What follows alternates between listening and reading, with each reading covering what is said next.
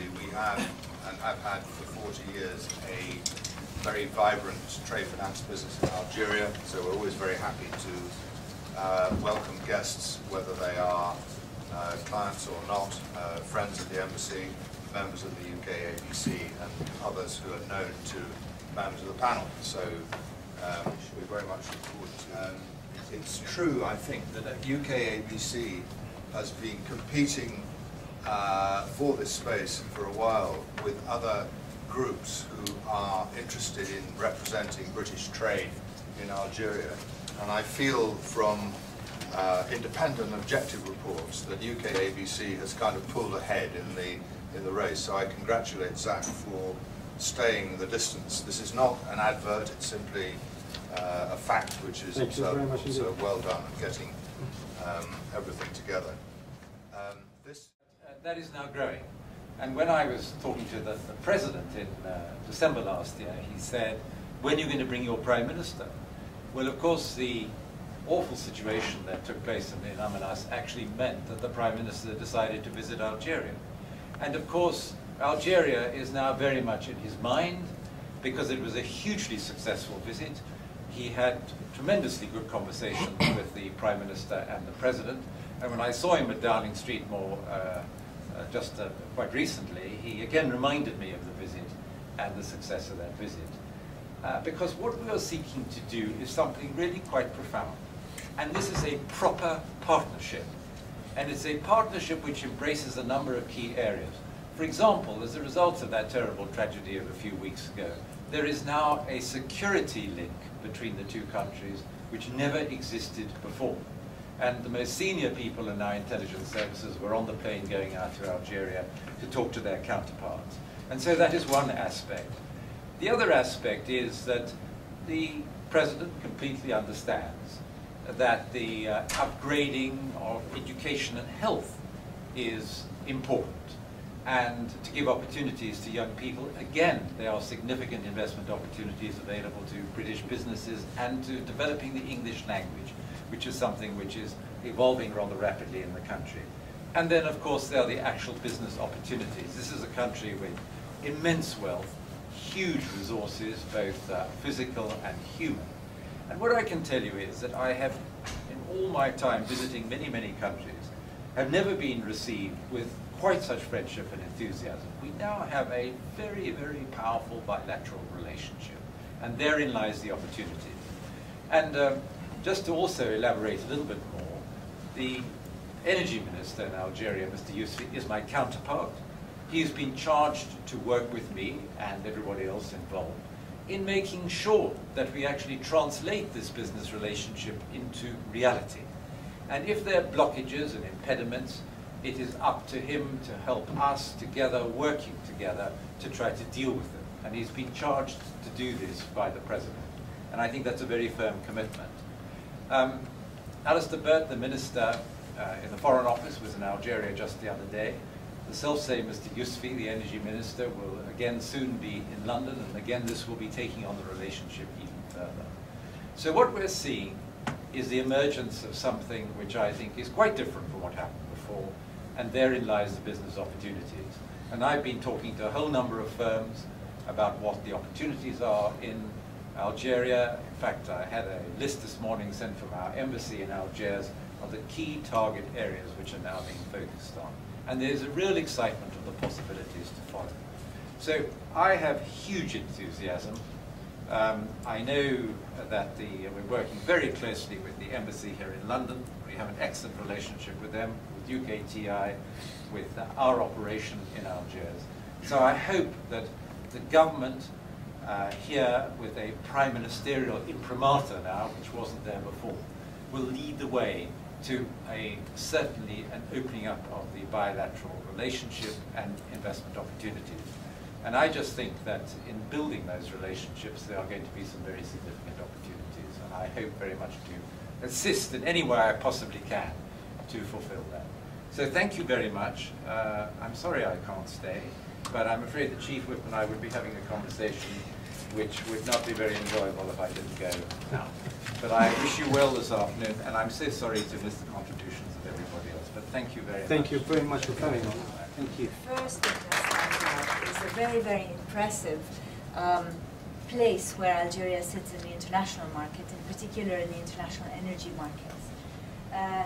Then there's a regional spot that Algeria occupies, and in the region Algeria is a major heavyweight, both in North Africa but also in comparison on certain parameters with the Gulf countries, which are oil exporters and major ones in their own right.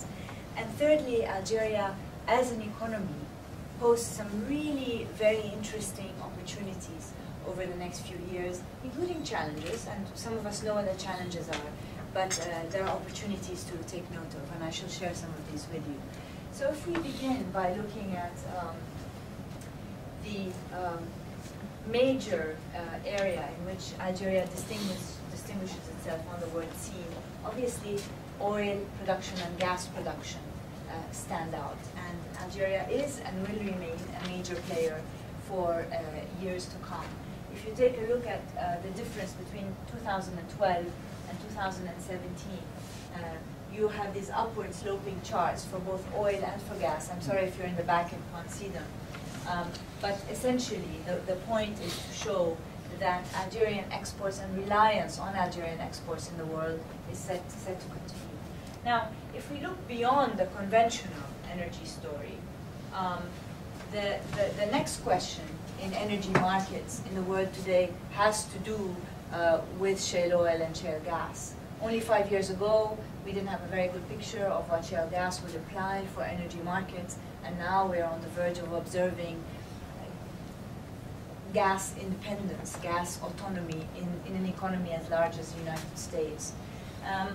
So the question that poses itself immediately is what happens if shale oil and shale gas get developed?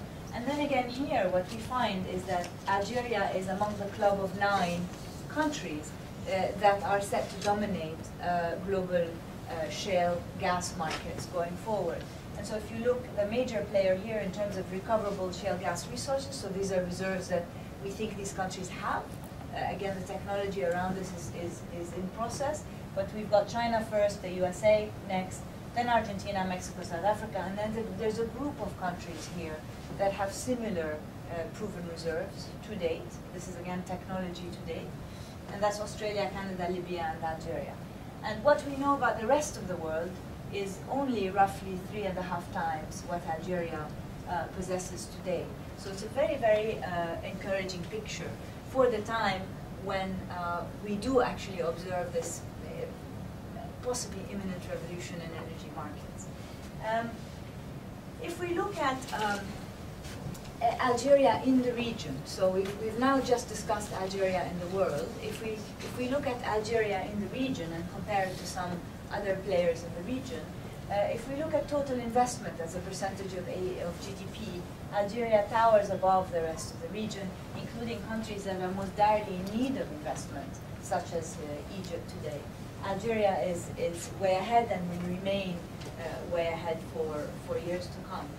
If we look at what constitutes a comfortable economic position, how do we determine whether a country is comfortable? It's sort of like determining whether a person is comfortable.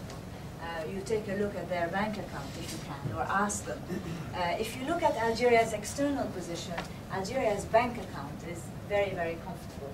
In particular, if you look at its current account balance, you compare that with Saudi Arabia. Algeria is right after Saudi Arabia here, and here, obviously, we've got deficits in these countries. If you look at gross official reserves, Algeria is ahead of Saudi Arabia in terms of months of import cover. Meaning, how much? She has another commitment at 5 o'clock, and thank you very much for coming. If there is any quick questions, we're very happy to take a few questions before she leaves. I've got a question. It was about the months of import cover in terms of reserves. If you look at Libya, for example, which has about half of 170 billion frozen, the other half unfrozen rather. We took that as all unfrozen. What would the figures for Libya be, do you think, with only a population of 6 million compared with 32 million or something like that? Libya today has, the trouble is frequency of data in Libya, and it's difficult to have up-to-date data. But reserves in Libya are around 110, I think. Central bank I thought there were reserves. more, but We don't really have high-frequency data coming out of the central bank yet. Showing huge inward investment into Algeria. It's outstandingly large compared to the other countries. And yet you talk about packets of opportunity, and it's important. To me, I relate inward investment into opportunities, that large figure in the red. And yet when you look at the packets of opportunities for us to look at, they're way below the median. They don't seem to relate. This is not inward investment, it's total investment. It's the public expenditure pipeline. So it's domestic investment. So it's investment. So it's not foreign direct investment coming into the country. In fact, one of the I would like now to hand over to Ali Gassai, the Trade and Economic Attaché of the Algerian Embassy, who is here with us this afternoon representing the Embassy to talk to us about or give us some thoughts. Thank you very much. Welcome everybody, and we welcome every one of you in Algeria in April with Mr. Zak. I think that I hope that you will have a very interesting trade mission.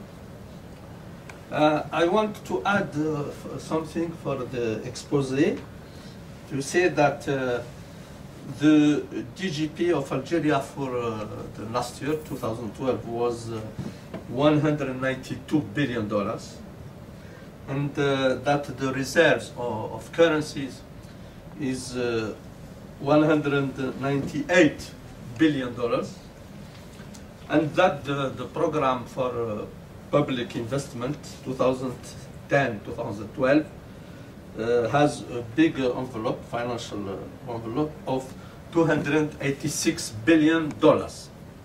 This is 2010 to 2014. 2010 to 2014, yes. Yes. Right. Yeah. So we have a very large investment program in many spheres: infrastructures, agriculture, health, education. Opportunity to thank the UKRBC, who is working now from 2 years to improve this movement of exchanges between Algerian and Algeria. And our ministers have a very interesting trip for this mission, and we are here to help you and to give you some documentation if necessary, and to give you some addresses. And thank you very much. Thank you very much indeed. Thank you very much indeed, Mr. Gassai, for this very insightful information, and it's very nice and good to hear. I mean, the doors are open for people who are looking for opportunities for help from the embassy, from UKABC, from other platforms who are linking the two countries.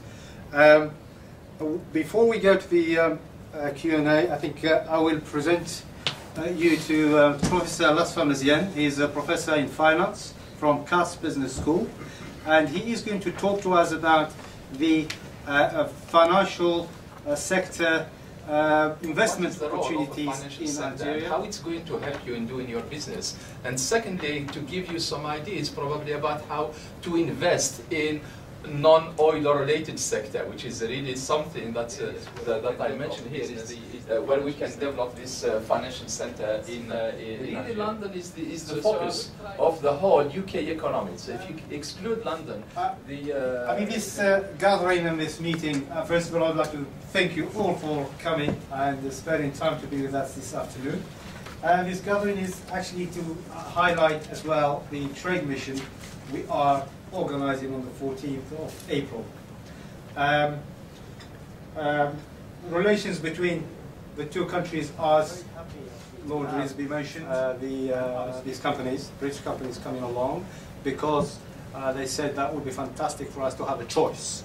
We've been really stuck to the French system, the French way of doing things for a long time, and they said we are really here to assist and work with you to see how can we overcome this issue, the system they had, to really work around it to make or accommodate the British companies in different sectors to be able to enter the market and sort of operate in the country. But they were definitely very pleased to have sort of companies come in and seeing that there is an option, there is a choice, there is a way of negotiating business compared to having only one provider or one link or one country to work with.